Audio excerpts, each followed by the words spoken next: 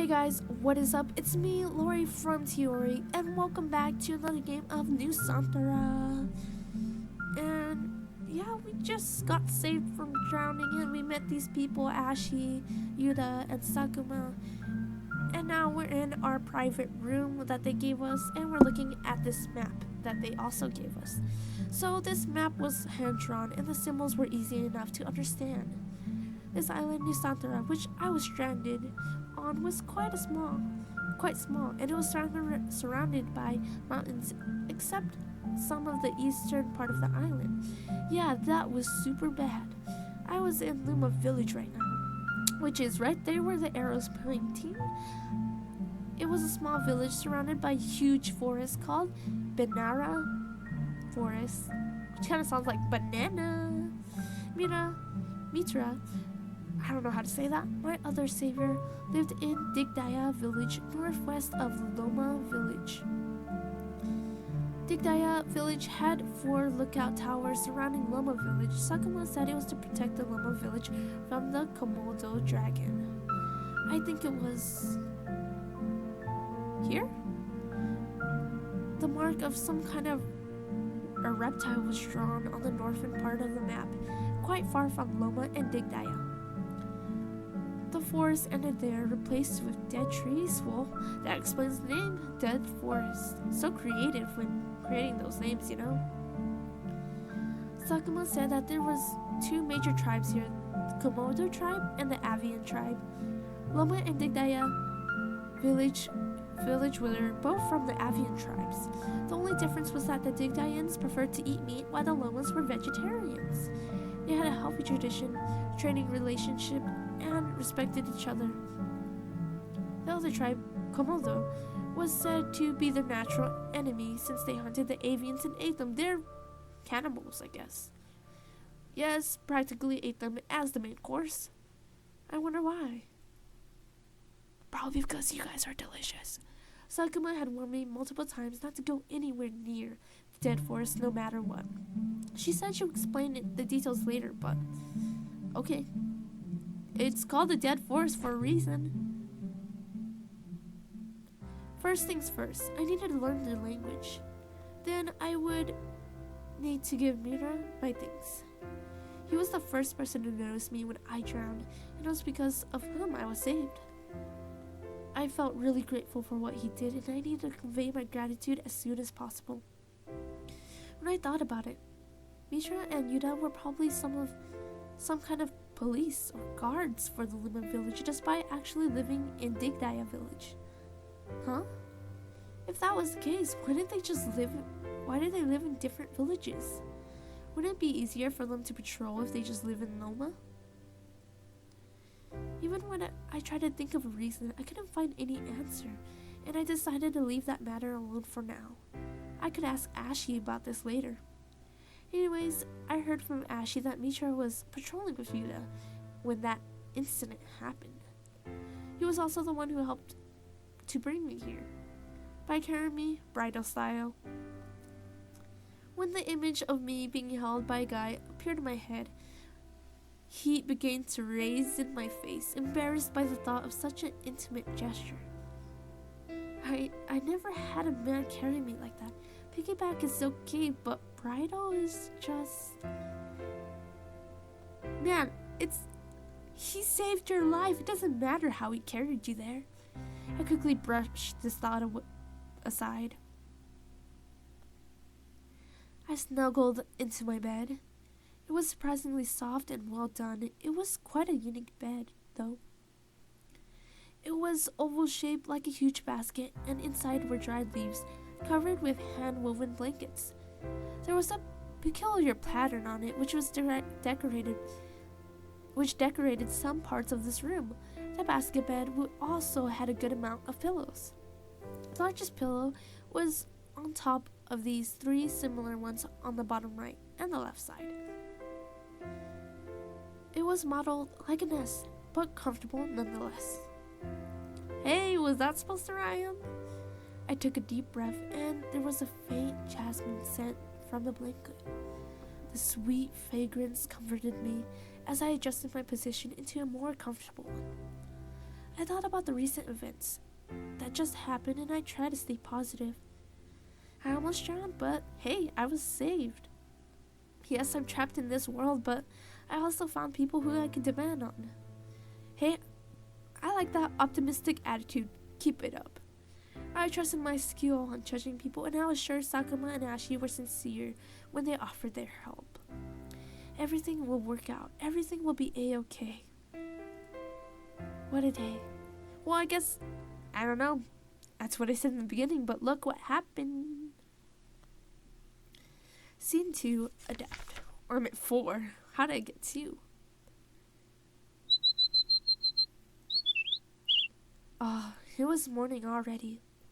My hand automatically reached for an alarm clock beside my bed. Where's my alarm clock? Trying to get the sleepiness out of my system, I opened my heavy eyes. God, it's so bright in here. I thought I closed the curtain before I went to sleep. I blinked my eyes. Once, twice. I'm not in my room, am I? Ugh. I breathed in some air. After a while, my throat became dry and sore. I swallowed and winced at the scratchy feeling. It was real. Everything was real. Why? A little part of me was hoping I was dreaming about the whole fall in another world thing, and when I woke up, I would be in my old apartment room. Lazily lying on my warm bed, hugging my fluffy pillow. Maybe I'd spend some time wondering about my strange dream, and then I'd start in the morning with a cup of coffee and my favorite waffles with syrup on top. Oh. To my dismay, it did not happen.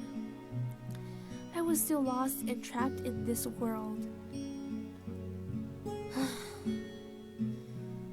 Oh well, it was no use dwelling over something that had already happened. I picked up my wristwatch from the table beside the bed. As expected, it was broken. The glass cover cracked, with the clock arms frozen at 6:17 p.m. I shook it, hoping it would magically restart the watch. This was the only thing I had left aside from my clothes after I gave up my backpack. And we all know tomorrow you can't do magic, so the watch isn't gonna be fixed pretty soon. Last thing that reminded me of this world. Giving up, I look over the window to check the weather and predict the time.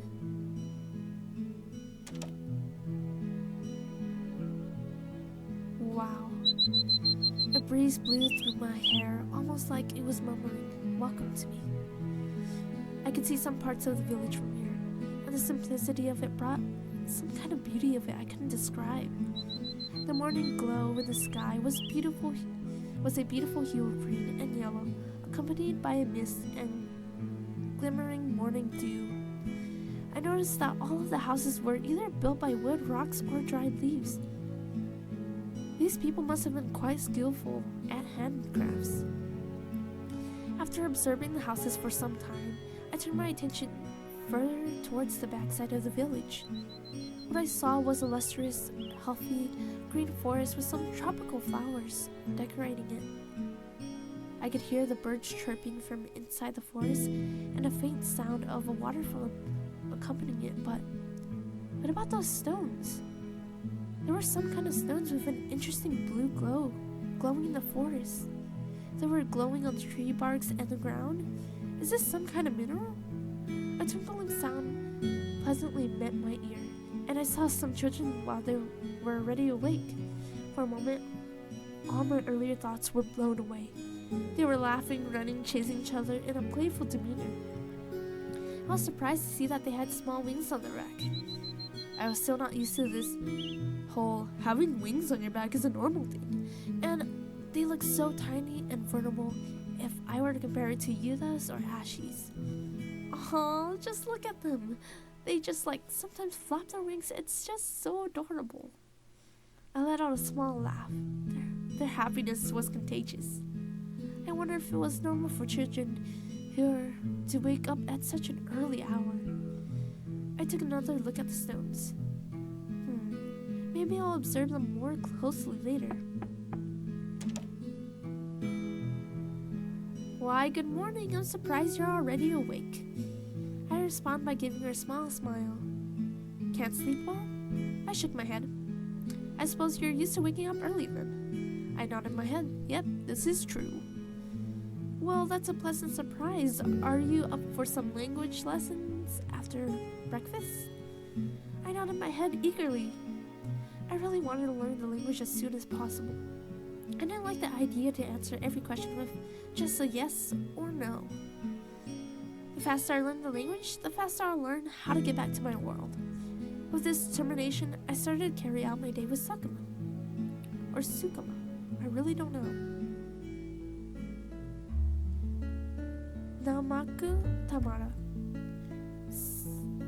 Senang bertamu dengang.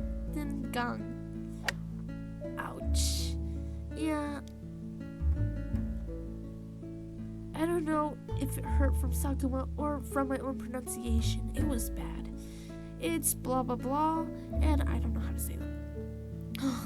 I can't believe me. It took me 2 hours just to teach you this basic introduction like this. It's not my fault if the spelling and the accent here is completely different. I get you, Tamara. I cannot speak Spanish to save my life. And they were just like spelling worksheets out like, hey, you gotta learn this by the next day. And I was like, what the heck? I do not know Spanish at all. How do you expect me to do this? It was super bad. Basically, she's trying to teach me how to introduce my name and some simple pleasantries. For the sake of politeness, the line was simple. My name is Tamara. It's nice to meet you. Which translates to Namaku Tamara. Senang bertan. I can't even do that. Yet somehow I kept on missing the accent and the spelling. We have been going around in circles for at least 2 hours. I was usually good at learning languages, but God help me. Sakuma was really strict with her teaching methods. I wonder how Ashley survived this. Man, thank gosh, Ashley, you got out. Let's try again from the beginning. Namaku? Ouch! Here, write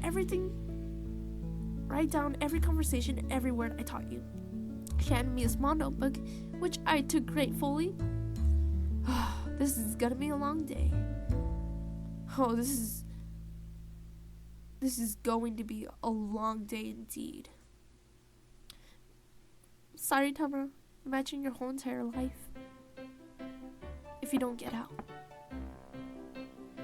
Remind me again, how did you persuade me into doing this again? With the power of my homemade cooking and love. Right. Be good now. You promised to at least be civil towards Tamara. I'm not really interested about her though. You liar. I know you're curious about her as I am. When was the last time a person fell out of thin air like that? Well, you got me there. But I still think you trust people too easily. She could be dangerous. Aw, as happy as I am to have you worrying about me, you just worry way too much. I can never be too cautious if it's about you, Sakuma, and the villagers' safety. Trust me on this one. She can't be that dangerous, you know? Anyway, here we go.